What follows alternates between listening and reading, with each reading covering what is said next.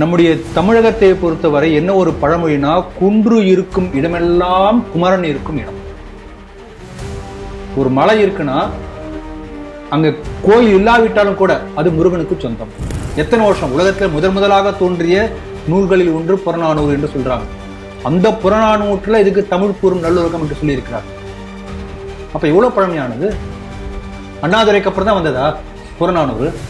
மொழிவாரி மாகாணங்கள் கூடாது என்று ஈவே ராமசாமி நாயக்கர் எழுதியிருக்கிறார். அப்ப தமிழ்நாடு உருவாதி எதிர்த்தது யாரு? உங்களுடைய கொள்கை பிதாமகன் என்று சொல்லக்கூடிய ஈவே ராமசாமி நாயக்கர். குப்தர்கள் காலம் இந்தியாவின் பொற்காலம் என்ற வரலாற்று மாற்றி இந்திய வரலாற்றின் பொற்காலம் அக்பருடைய காலம் என்று மாற்றி எழுதி இந்த இஸ்லாமியர்கள் ஆட்சி காலத்துல அமெரிக்கன் பேஸ்டு ஒரு பெரிய ஒரு சதித்திட்டமாக இது வரக்கூடிய வாய்ப்பு இருக்கிறது.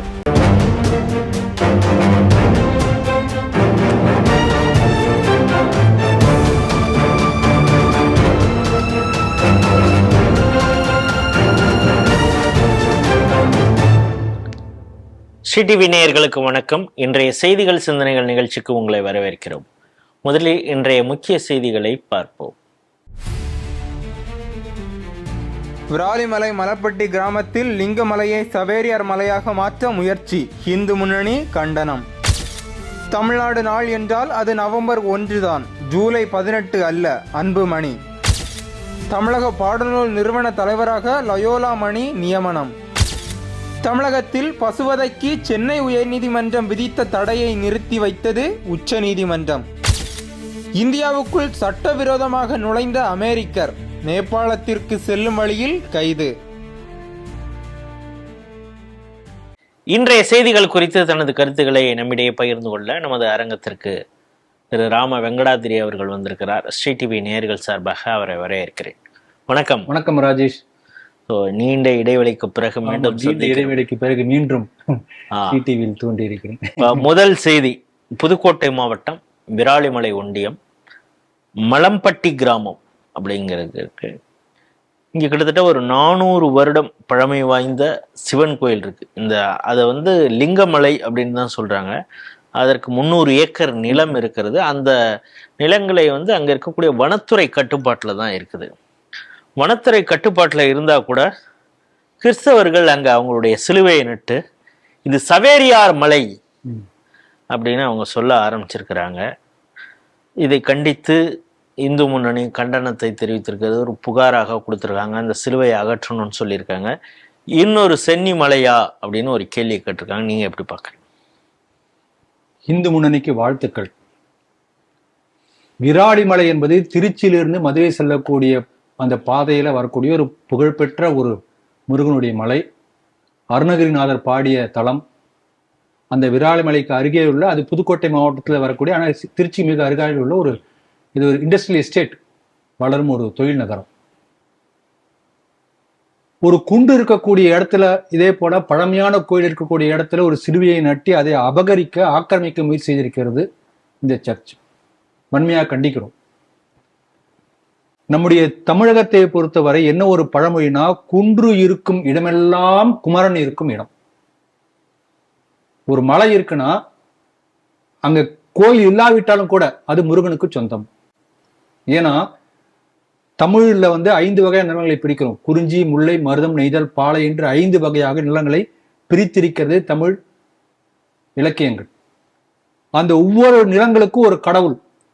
குறிஞ்சி என்பது மலையும் மலை சார்ந்த இடமும், குன்றும் குன்று சார்ந்த இடமும். அதுக்கு கடவுளே முருகன் தான். சில இடங்கள்ல சிவன் கோயில் இருப்பார், சில இடங்கள்ல பெருமாள் இருக்கும். இப்ப இங்க பல்லாவரம் பக்கத்து பெருமாள் கோயில் இருக்கிறது, அப்படி இருக்கும். திருப்பதியில பெருமாள் கோயில் இருக்கிறது. அப்படி இருந்தாலும் கூட, அப்படி பெருமாள் கோயிலோ சிவன் கோயிலோ இல்லாவிட்டால் அது முருகனுக்கு தான் சொந்தம். இங்க கிறிஸ்துவுக்கு சம்பந்தமே இல்லை. ஆகவே வேண்டுமென்றே ஏற்கனவே இருக்கக்கூடிய 400 வருடங்கள் பழமையான ஒரு கோயிலை ஆக்கிரமிக்க முயற்சி செய்திருக்கிறார்கள். இப்ப இதே போல ஒரு பிரச்சனை கன்னியாகுமரி மாவட்டத்தில் வந்தது. அங்கு உள்ள இந்துக்கள்லாம் விழித்தெழுந்து பெரிய போராட்டம் நடத்தினாங்க, தடுக்கப்பட்டது. ஜெகன்மோகன் ரெட்டி அதுக்கு முன்னாடி ஆந்திராவில் இதே போல அவர்கள் கிறிஸ்துவ முதலமைச்சர்கள் இருந்த போது ஆந்திரா முழுக்க உள்ள எல்லா மலைகளிலும் சின்ன சின்ன சர்ச்சு நட்டுருவோம். நீங்க பார்க்கலாம். இப்ப கூட நீங்க இங்க பெங்களூர் சித்தூர் வழியா போனீங்கன்னா சின்ன சின்ன கரடுலாம் கூட ஒரு சிலுவை மாதிரி பெயிண்ட்ல அடிச்சு வச்சிருப்பாங்க பாறை மேல. அந்த அளவுக்கு எல்லா குன்றுகளையும் கரடுகளையும் எல்லாவற்றையும் கிறிஸ்துவமயமாக்குவதற்கு பெரிய முயற்சி நடந்தது. இந்துக்கள் முறியடித்தார்கள். அதனால இன்றைக்கு ஜோசப் விஜய் ஆட்சி வந்த பிறகு இந்துக்கள் அப்படியேதான் இருக்காங்க. நாமெல்லாம் நினைக்கிறோம் நம்ம ஊர்ல பெண்களும் குழந்தைகளும் மாணவர்களும் எல்லாருமே எங்க விஜய் வந்துட்டாரு, அதற்காக முண்டி எடுத்துக்கொண்டு போய் அவருடைய இதை அவரை ப்ரொமோட் பண்றது, ரீல்ஸை பார்க்கறது, இப்படி பெருமைப்பட்டுக் கொள்கிறோம். கிறிஸ்தவர்கள் தெளிவா இருக்கான், நம்மால் வந்துட்டார். நமக்கான காரியங்களை செயல்படுத்துவதற்கான நேரம் வந்து விட்டது என்று தெரிந்து கொண்டு அவர்கள் வேலையில் இறங்கி இருக்கிறார்கள். அதனால இப்படிப்பட்ட ஒரு சூழ்நிலையை எடுத்துரைத்து மக்களிடையே விழிப்புணர்வு ஏற்படுத்தக்கூடிய இந்து மன்னனை பாராட்டுகிறேன் முதல்ல. ஏன்னா இது கூட நமக்கு யாருக்கும் தெரியல. நீங்க சபேரியார் சொன்னீங்க, ஜேவியர் என்பதுதான் சபேரியார். கன்னியாகுமரியில விவேகானந்தர் பாறை இன்றைக்கு திருவள்ளூருக்கு ஒரு பெரிய சிலை எடுத்து எழுப்பி இருக்கிறார்கள். அந்த விவேகானந்தர் தவம் செய்த பாறை வந்து அன்னை பராசக்தி தவம் இருந்த பாறை. ஒற்றை காலிலே பார்வதி அம்மன், பார்வதி தாய், ஸ்ரீபாத பாறை என்று அதுக்கு பெயர். பார்வதிய காலச்சுவடு இன்றைக்கு இருக்கும், அங்க நீ போய் பார்க்கலாம். வடக்கே கைலாயத்தில் இருக்கக்கூடிய ஈசனை பார்த்து ஒற்றை கால தவம் செய்யறாங்க. அந்த ஸ்ரீபாத பாறையில் இதே போல ஒரு நாள் நைட்டு பாத்தீங்கன்னா ஒரு கான்கிரீட்ல ஒரு சிலுவை நட்டுட்டாங்க.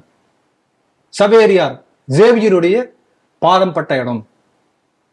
எப்படி ஒரே நாள்ல ஹிஸ்டரி மாத்துறாங்க பாருங்க, பெரிய ஆளா இருப்பாங்க போட்டு. இந்த ஜேவியர் யாருன்னு கேட்டீங்கன்னா மனசு அப்படியே பதறும். கோவாவில் இன்குசிஷன் என்ற பேர்ல மதம் மாற மருத்துவர்களே அந்த அளவுக்கு கொடூரமாக சித்திரவதை செய்து, அப்படி சித்திரவதை செய்து சாகடிப்பதற்காகவே சிறப்பான கருவிகளை தயார் செய்தவன். அப்படிப்பட்ட சவேரியார் செயின்டே கிடையாது, மனிதனே கூட எடுத்துக்கொள்ள முடியாது. அந்த அளவுக்கு மோசமான ஒரு என்ன வார்த்தை சொல்றது தெரியல. அவர் பேர்ல ஒரு சர்ச் எழுப்பினாங்க சவேரியாருக்காக அங்க கன்னியாகுமரியில. இந்துக்கள் சேர்ந்து முறியடித்தார்கள். இப்ப லோக்கல் ஹாலிடேவே கூட ஓடுறாங்களே சவேரியாருக்காகவா? ஆமா. ஆகவே இந்துக்கள் இதே ஒன்றுபட்டால் தான் இதுக்கு வந்து தடுக்க முடியும். சென்னிமலை இதே போல வந்து அதை பிடிப்பதற்காக பெரிய முயற்சி நடந்து அவங்களுக்கு இந்துக்கள் ஒன்று சேர்ந்து தடுத்தார்கள். அதனால இந்துக்கள் போராடி தடுக்க வேண்டும். ஹிந்து எழுந்தால், தன்னை உணர்ந்து கொண்டால் இப்படிப்பட்ட பிரச்சனைகள் வராது. தூங்கினா போயிடும். எப்படி கன்னியாகுமரி, இதுக்கு நான் ஆரம்பத்துல சொன்னேன், எப்படி கன்னியாகுமரி மாவட்டத்தில் தடுக்காமல் வீட்டிலே பூட்டி வைத்து விடக்கூடாது. ஆமா, வெளியில வந்து வீதியில இறங்கி போராட வேண்டும்.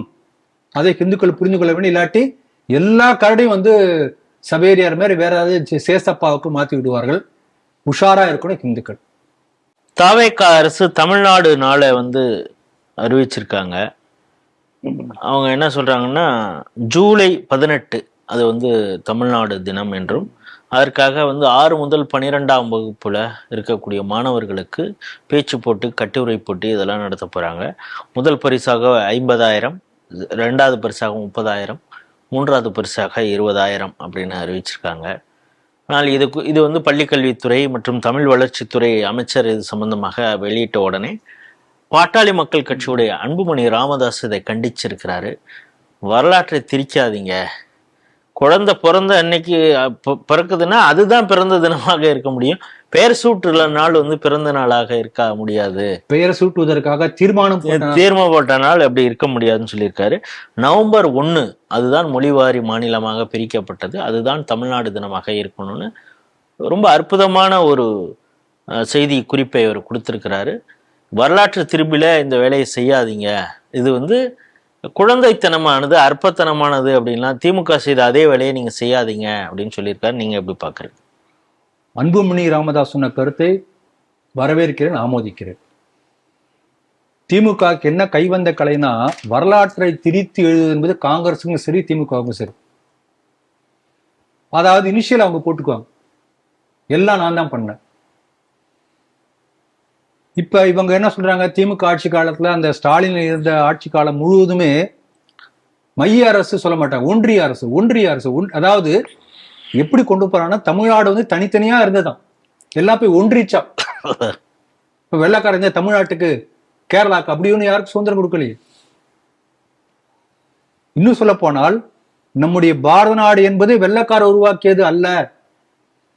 பாரதியார் பாட்டு பாடுறாரு, இந்த உலகத்துல எத்தனையோ நாடு இருக்கு, அப்படிப்பட்ட பல நாடுகள், இப்ப அமெரிக்காவை எடுத்துக்கொள்ளலாம், இங்கிலாந்து எடுத்துக்கொள்ளலாம், இப்படி எந்த நாடு, எகிப்து எடுத்துக்கொள்ளலாம், எல்லா நாட்டுக்குமே டேட் ஆஃப் பர்த் என்று இருக்கிறது. ஆனால் என்றைக்கு இந்த நாடு பிறந்தது என்கின்ற அந்த கணக்கே தெரியாத ஆதியந்தமில்லாத ஒரு நாடு இந்த உலகத்தில் இருக்கின்றது என்று சொன்னால் அது பாரத நாடு. பாரதியார் பாடியிருக்கார், இவள் என்று பிறந்தவள் என்று உணராத இயல்பினராம் எங்கள் தாய். அப்படிப்பட்ட பாரத நாடு இது. அதனால 47ல பிறக்கல. அதே போல இப்ப அண்ணாதுரை தான் வந்து தமிழ்நாடு என்ற பெயர் சொல்லி ஒரு தீர்மானம் போட்ட நாளை வந்து தமிழ்நாடு நாள் என்று கொண்டாடணும். தமிழ்நாடுங்கிற வார்த்தை முதல்ல யார் கொடுத்தது? பாரதியார் சொன்னார். கும்மியடி தமிழ்நாடு முழுவதும் குலுங்கிட கை கொட்டி கும்மியடி. எப்ப பாடுறாரு? தமிழ்நாடு என்கின்ற பெயர்லாம் இல்ல, மெட்ராஸ் பிரசிடென்சி, இந்தியா விடுதலை அடையுமா கூட தெரியாது, வெள்ளக்காரன் ஆட்சி காலம். அப்ப பாடி இருக்கிறார், செந்தமிழ் நாடு எனும் போதினிலே இந்த தேன் வந்து பாயுது காதில். எப்ப பாடி இருக்கார்? அப்ப கிரெடிட்னா பாரதியார் தான் கொடுக்கணும். தமிழன் என்கின்ற வார்த்தையே ஆழ்வார்கள் பாடியிருக்கார் திவ்ய பிரபந்தத்துல. அந்த வார்த்தையை வந்து வேற அதுக்கு மேல யாரும் பயன்படுத்தல. ஆகவே தமிழ்நாடு என்று சொல்லி அந்த தமிழ்நாட்டினுடைய வரலாற்றை அண்ணாதுரையிலிருந்து ஆரம்பிக்க வேண்டும், பெரியாரிலிருந்து ஆரம்பிக்க வேண்டும் என்று இவங்க முனைப்பு காட்டுவது தவறானது. புறநானூற்று பாயிரத்துல வருது, வடவேங்கடம் தென்குமடி இதற்கிடையே இருக்கக்கூடிய தமிழ் கூறும் நல்லுலகம். எத்தனை வருஷம்? உலகத்துல முதலாக தோன்றிய நூல்களில் ஒன்று புறநானூறு என்று சொல்றாங்க. அந்த புறநானூற்றுல இதுக்கு தமிழ் கூறும் நல்லுலகம் என்று சொல்லி இருக்கிறார். அப்ப எவ்வளவு பழமையானது? அண்ணாதுரைக்கு அப்புறம் தான் வந்ததா புறநானூறு? இப்ப வரலாற்று திருப்பி இல்லாம என்னது? ஆகவே பல ஆயிரக்கணக்கான ஆண்டுகள் உள்ள பழமையான ஒரு தேசியத்தை, ஒரு பண்பாட்டை, ஒரு கலாச்சாரத்தை, வரலாற்றை திரித்து அண்ணாதுரை ஈவே ராமசாமிக்குள்ளார் குறுக்க நினைக்கிறது இந்த திராவிடம்.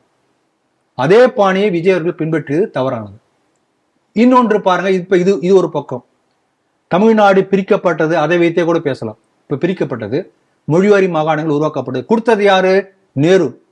காங்கிரஸ் கட்சி கொடுத்தது, திமுக சம்பந்தம் இல்லை. ஈவே ராமசாமி எழுதுறாரு, எழுதின கட்டுரையெல்லாம் இருக்கு, போய் படிச்சு பார்க்கலாம். மொழிவாரி மாகாணங்கள் கூடாது என்று ஈவே ராமசாமி நாயக்கர் எழுதியிருக்கிறார். அப்ப தமிழ்நாடு உருவாதி எதிர்த்தது யாரு? உங்களுடைய கொள்கை பிதாமகன் என்று சொல்லக்கூடிய ஈவே ராமசாமி நாயக்கர். அப்ப தமிழ்நாட்டுக்கு எதிரி நீங்க எப்படி சொந்தம் கொண்டாடலாம்? பெயர் வச்சது பாரதியார், அதுக்கு முன்னாடி தொல்காப்பியர். உருவாத எதிர்த்தது உங்களுடைய பெரியார் தந்தை, அவர் தான் எதிர்த்து இருக்காரு. அப்ப தமிழ்நாடு உருவான உடனே என்னாச்சு? நாஞ்சில் நாடு வந்து இப்போ கன்னியாகுமரி அதெல்லாம் வந்து கேரளாவோட சேருவதாக இருந்தது. திருத்தணி, சென்னை எல்லாம் ஆந்திராவோடு சேருவதாக இருந்தது. சென்னையே இங்க இருக்காது. அப்ப சென்னைக்காக மாப்போசி போராடினார், காங்கிரஸ் கட்சியை சேர்ந்தவர். ராஜாஜி அப்பொழுது இருந்தார். ராஜாஜி. இதே போல இப்ப இருக்கக்கூடிய கன்னியாகுமரி மாவட்டம் தமிழகத்தோடு சேர வேண்டும் என்பதற்காக போராடியது தானியல் நாடார், இந்து முன்னணி அமைப்பாளர்கள் ஒருத்தர், தலைவராக இருந்தவர். ஆக இவங்கெல்லாம் யாருமே திமுகவுக்கு சம்பந்தம் இல்லை. அந்த காலத்து தேசபக்தர்கள் காங்கிரஸ் கட்சியில் இருந்தாங்க. ஆகவே எந்த வகையிலும் தமிழ்நாட்டுக்கு கிரெடிட் எடுத்துக்கொள்ளக்கூடிய பொசிஷன்ல திமுக இல்லவே இல்லை. ஆனா இதில் இனிஷியல் போட்டுக்கொண்டு அதை வைத்து பிரிவினை பேசியது திமுக. அதே பாணியை இப்ப தொடர்கிறது தாவேகா, திமுக 2.0. அதனால அன்புமணி சொன்ன கருத்தை வரவேற்கிறேன். இந்த தமிழ் நாள் என்று சொல்லி, தமிழக நாடு, தமிழ்நாடு என்று சொல்லி பிரிவினையை பேசக்கூடிய அந்த கருத்தை நான் வந்து அதை வன்மையாக கண்டிக்கிறேன். அதே போல இந்த கட்டுரை போட்டி, பேச்சு போட்டிகள் என்ன தலைப்பு கொடுக்க போறாங்க தெரியாது. பல ஆயிரம் ஆண்டுகளாக உள்ள தமிழ் பண்பாட்டை, விஜய் பாடலில் உங்களுக்கு பிடித்தது எது அப்படிலாம் கேட்காமல் சங்க இலக்கியங்களை பற்றியோ, இத்தனை ஆண்டு காலம் தமிழ் இலக்கிய வரலாற்றை பற்றியோ, தமிழகத்துக்கு உழைத்த ஆன்றோர்கள், பெரியவர்கள், இவர்களை பற்றியெல்லாம் அதில் சொன்னார்கள் என்றால் அது ஒரு பெரிய ஒரு கண் திறப்பாக மாணவர்கள் மத்தியில் விழிப்புணர்வு ஏற்படுத்தக்கூடியதாக இருக்கும். அப்படிப்பட்ட தலைப்புகளை கொடுக்க வேண்டும் என்றும் என்னுடைய வேண்டுகோளை விடுக்கிறேன்.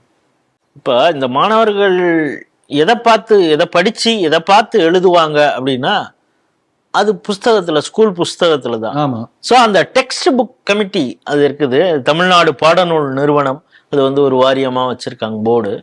அதோடைய வாரிய தலைவராக லயோலா மணி அப்படிங்கிறவரை நியமிச்சிருக்கிறாங்க.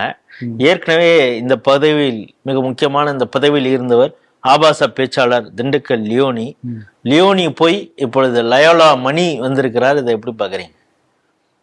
சாதாரணமா நான் பல பேருடைய பெயர் சொல்லும்போது அவங்க பேருக்கு பின்னாடி வந்து degree போட்டுக்குவாங்க. MA, BA, MA, BL ஏதோ ஒன்று போட்டுக்குவாங்க, MSc. பெயருக்கு முன்னாடி காலேஜ போட்ட ஒரு ஆள் இப்பதான் முதல் தடவை பாக்குறேன். நீங்க யாராவது அந்த மாதிரி கேள்விப்பட்டிருக்கீங்களா? தெரியல. சில பேர் வந்து லயோலா காலேஜே ஒரு நிறுவனார் என்பது போல நினைக்கிறான். லயோலா மணி. ஆக திமுக ஆட்சியினுடைய இன்னொரு ஒரு அவதாரம் என்று நீங்க சொன்னீங்க போன செய்தியில, அதே தான் இப்போது தொடர்கிறது. பெண்களுடைய இடுப்பழகை பற்றி ஆபாசமாக பேசிய அந்த லியோனி போய் இப்ப அவர் வந்திருக்கிறார். இந்த கல்வி, ஆரம்ப கல்வி, அதே போல இடைநிலை கல்வி, உயர்கல்வி, இவைகள் எல்லாமே வந்து கிறிஸ்துவ மயமாகணும், Christian lobby, Christian mindset கொண்டு வருவோம் என்பதற்காகவே தொடர்ந்து பல கிறிஸ்துவ அமைப்புகள் வேலை செய்து கொண்டிருக்கின்றன. நீங்க பாத்தீங்கன்னா நேருடைய ஆட்சி காலத்துல கல்வி அமைச்சர்கள் எல்லாம் முஸ்லீம். அப்ப முதல்ல நாடு சுதந்திரம் அடைந்த பிறகு அந்த கல்வி திட்டத்தை வரலாற்றை அவங்க திரிச்சு எழுதுறாங்க.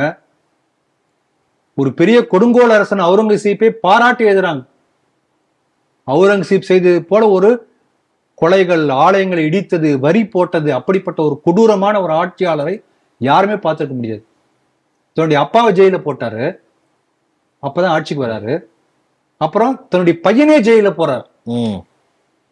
தன்னுடைய சகோதரன் அண்ணா, அப்பாவை ஜெயில போட்ட அப்பாவுக்கு சகோதரன் தாராஷிகோன்னு பேரு, அவன் தலையை வெட்டி ஜெயில இருக்கிற அப்பாவுக்கு வந்து மதிய உணவு பார்சல் ஒரு கேரியர்ல போட்டு கொண்டு போய் திறந்து காட்டுறாங்க.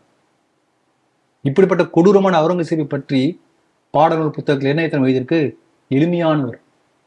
தன்னுடைய அந்த ஸ்கல் கேப் அவரை தேய்த்துக் கொள்வார். லட்சக்கணக்கான கோயில்களை இடித்து கோடி கோடியாக தங்கத்தை வந்து கொள்ளையடித்து சேர்த்தவன் எளிமையானவர். இப்படியெல்லாம் சொல்லி வரலாற்றை திரிப்பதற்கு காரணமாக இருந்து நேரு ஏற்படுத்திய அந்த கல்வி அமைச்சர்கள் வந்து முஸ்லிம் அமைச்சர்கள். குப்தர்கள் காலம் இந்தியாவின் பொற்காலம் என்ற வரலாற்றை மாற்றி இந்திய வரலாற்றின் பொற்காலம் அக்பருடைய காலம் என்று மாற்றி எழுதி இந்த இஸ்லாமியர்கள் ஆட்சி காலத்துல இப்படியெல்லாம் மாற்றினார். இப்ப தமிழ்நாட்டுக்கு வருவோம். தமிழ்நாட்டுல இங்க நுங்கம்பாக்கத்துல இருக்கு தமிழ்நாடு பாடநூல் நிறுவன தலைமை அலுவலகம். நீங்க போய் பார்க்கலாம். அங்க நீங்க போனீங்கன்னா முதல்ல அது ஆரம்பித்த காலத்துல முதல்ல யாருக்கு தலைமை பொறுப்புல யார் இருந்தாங்க, அடுத்து யார், அப்படி வரிசையா படம் மாட்டியிருக்கும், வரிசையா இருக்கும்.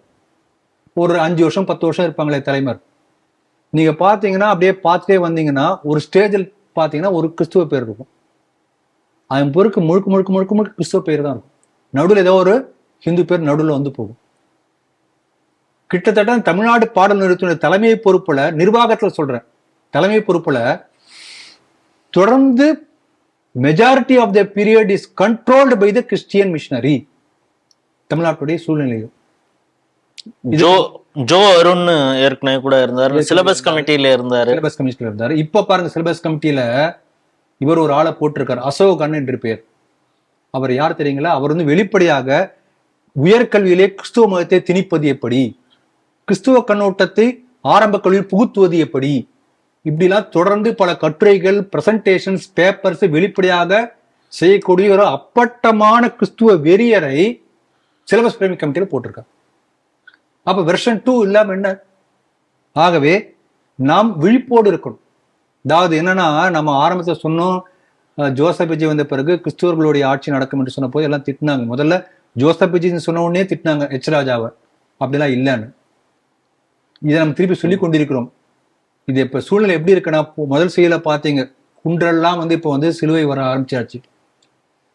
பல இடங்கள்ல சர்ச்சு வேலைகள் வேகமா நடந்து கொண்டிருக்கிறது. இந்த ஒரு பாத்திரம் இருக்கு, அந்த பாத்திரத்துல ஒரு மீன் இருக்கு, பக்கத்துல இன்னொரு அடுப்பு, இங்க ஒரு அடுப்பு, அந்த அடுப்பை பத்த வச்சுட்டாங்க, தண்ணி சூடாச்சான்.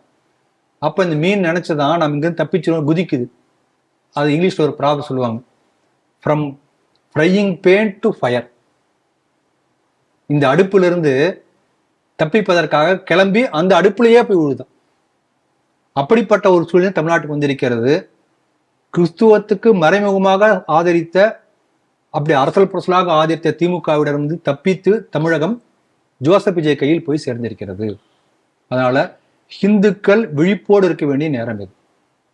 இப்ப கல்வியிலேயே வந்து முழுக்க முழுக்க விஜய் பற்றிய பாடங்கள் வரும், மறைமுகமாக கிறிஸ்துவ திணிப்பு வரும், ஹிந்துக்கள் பழக்க வழக்கங்களை பாரம்பரிய மூடநம்பிக்கை சொல்லக்கூடிய கருத்துக்கள் வரும், இதெல்லாம் வர ஆரம்பிக்கும்.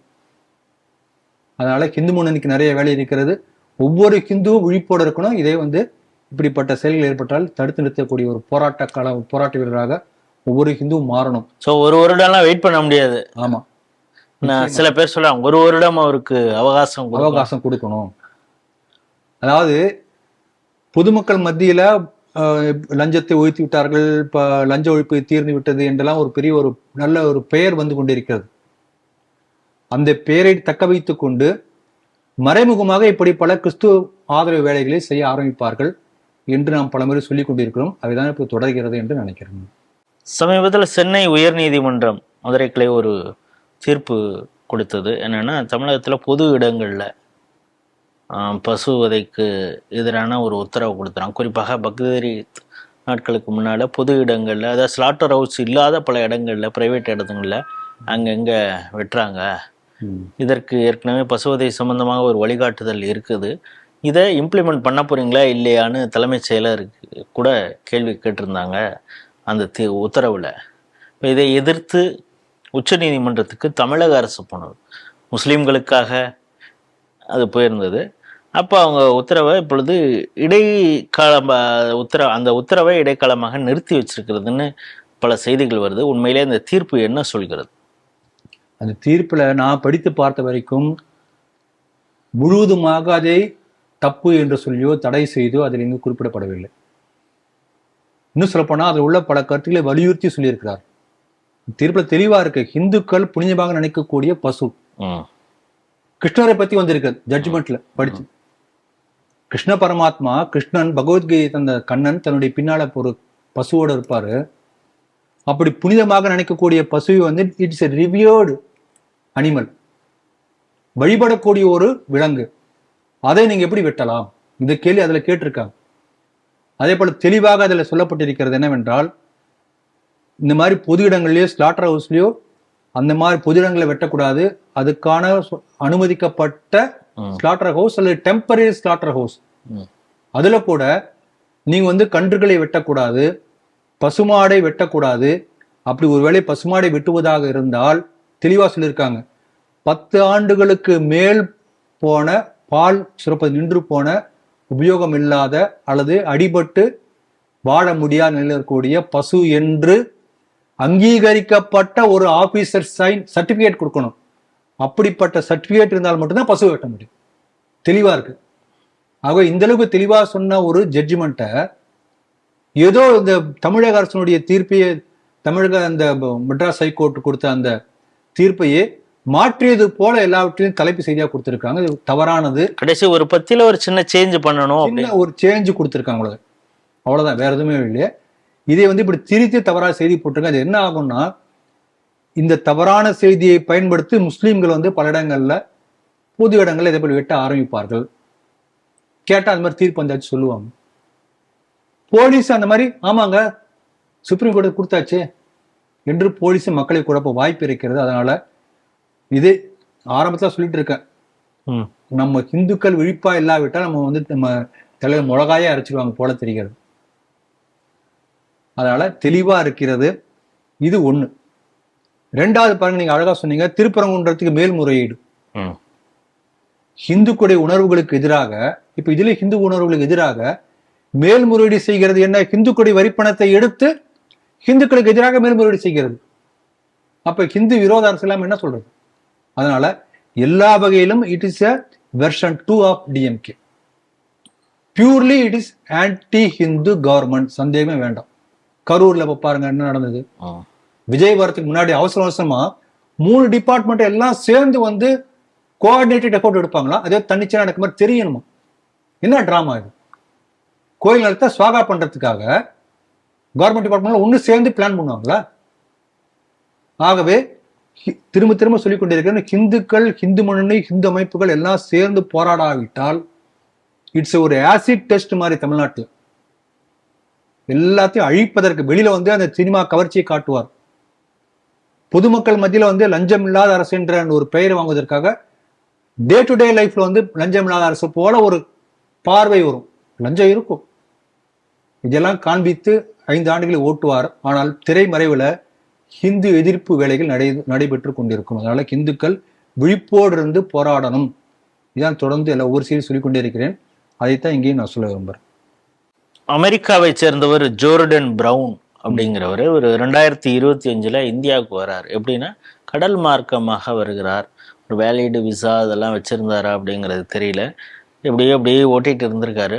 இப்போ சமீபத்தில் வந்து சட்டவிரோதமாக நேபாள் அதுக்கு இன்ஃபில்ட்ரேட் ஆகிறதுக்கு அவர் முயற்சி பண்ணும் பொழுது உத்தரப்பிரதேசத்தில் இருக்க எஸ்எஸ்பி அப்படின்னு சொல்கிறாங்க, சகஸ்திர சீமா பால், அந்த அமைப்பு, அந்த ஒரு போலீஸ் வந்து இப்போ பீரியடிக்கெல்லாம் பெட்ரோலிங் போவாங்க, செக் பண்ணுவாங்க. அப்படி செக் பண்ணுறப்ப இவரை வந்து கண்டுபிடிக்கிறாங்க. இவர்கிட்ட வேலிடு விசா இல்லை, திருட்டுத்தனமாக இவர் நேபாளுக்கு போகிறதுக்கு முயற்சி பண்ணுறாரு அப்படிங்கிறதெல்லாம் பார்த்துட்டு அவரை கைது செய்கிறாங்க. இந்த செய்தி எப்படி பார்க்குறீங்க? இந்த செய்தியில நான் பார்க்கக்கூடிய 2-3 கோணங்கள்ல பார்க்குறேன். ஒன்று, நமது நாட்டினுடைய எல்லைகளில் உள்ள வல்னரபிள் பாயிண்ட்ஸ் எங்கெங்கெல்லாம் இருக்கு பாருங்க. இது ஒரு பெரிய ஆபத்து. அதுல இவர் வந்து தமிழ்நாட்டு வழியாக தான் உள்ள நுழைஞ்சிருக்காரு இந்தியாவுக்குள்ள. திருத்தனமா வந்து இல்ல, தமிழ்நாடு ஒரு வல்னரபிள் பாயிண்ட். ஸ்ரீலங்கால இருந்து கள்ளத்தோணி ஏழி வைகோ போனது போல அங்க கள்ளத்தோணி இங்க வந்திருக்காரு அவர். So Tamil Nadu is vulnerable point வந்து எல்லாருக்கும் தெரிந்திருக்கிறது. ஒன்று. அதே போல நீங்க பாத்தீங்கன்னா இந்தியா நேபாள் பார்டர்ல நீங்க பை ரோடு நீங்க போனீங்கன்னா தான் உங்களை செக் பண்ணுவோம். கிட்டத்தட்ட 1000 கிலோமீட்டர் உள்ள பார்டர்ல கிராமத்து ஒத்தடி பழைய நீங்க செக் பண்ண மாட்டோம். அந்த மாதிரி அங்க பார்த்தா அங்க பல ஃபார்மர்ஸ் இங்கிருந்து வந்து வித்துட்டு அங்க போயிட்டு இருப்பாங்க. இதை பயன்படுத்தி பல தீவிரவாதிகள் அந்த பக்கம் போக்குவரத்து இருந்து கொண்டுதான் இருக்கு. It's a vulnerable point. அதே போல வடகிழக்கு மாநிலங்கள்ல மியான்மரோடு எல்லையை பகிர்ந்து கொள்ளக்கூடிய மாநிலங்கள் முழுக்க மணிப்பூர், மிசோரம் எல்லாம் எடுத்துக்கிட்டா அந்த காட்டு பகுதிகள்ல இப்ப கூட இங்க உள்ளவங்க அங்க போவோம், அங்க உள்ள இங்க வருவோம். இப்படி வல்னரபிள் இப்பதான் வந்து பங்களாதேஷோடு உள்ள எல்லை வந்து வெஸ்ட் பெங்கால் இப்பதான் அந்த வேலி போட ஆரம்பிச்சிருக்காங்க. இன்னும் ஒரு 6 மாசம் ஆகும். ஆக இப்படிப்பட்ட வல்னரபிள் பாயிண்ட்ஸ் வந்து இருப்பது நாட்டிற்கு ஆபத்து. இது மத்திய அரசு என்ன செய்ய போகிறது என்று யோசிக்கணும். இது ஒண்ணு. 2வது கேள்வி என்னன்னா, இப்போ அவருக்கு பாஸ்போர்ட் விசா ஏதோ பாஸ்போர்ட் தொலைஞ்சி போச்சு தாய்லாந்துல, என்ன பண்ணணும்? இப்ப நீங்க ஏதோ டூப்ளிகேட் பாஸ்போர்ட் கேட்டு வாங்கி அப்படிதான் வரணும். அவர் பாஸ்போர்ட் தொலைஞ்சு நேரம் அங்கிருந்து கிளம்பி ஸ்ரீலங்கா வருவாராம். ஸ்ரீலங்கா வந்து கள்ளத்தோணி பிடிச்சி தமிழ்நாட்டுக்கு வருவாராம். தமிழ்நாட்டுல 1 வருஷம் இந்தியா முழுக்க இருப்பாராம். இப்ப நான் உங்களை ஒரு கேள்வி கேட்கிறேன், நீங்க கேரளாலயோ இல்ல எங்கேயோ பெங்களூர்லயோ எங்கேயோ இடத்துல போய் ஹோட்டல்ல போய் ஒரு நாள் தங்கணும். வேலிட் டாக்குமெண்ட் இல்லாம உங்களால தங்க முடியுமா? ஆதார் இல்லாம தங்க முடியுமான்னு கேட்கிறேன். ஏதாவது ஒரு வேலிட் டாக்குமெண்ட் காட்டணும்ல. அப்ப 1 வருஷத்துக்கு மேல வேலிட் டாக்குமெண்ட் இல்லாம எங்க தங்கினார்? அவர் தங்குவதற்கு யார் அனுமதி கொடுத்தது? இதான் கேள்வி. இந்த கேள்விக்கான விடையை நாம தேடினாலேயே பல விஷயம் நமக்கு புரிய ஆரம்பிச்சோம்.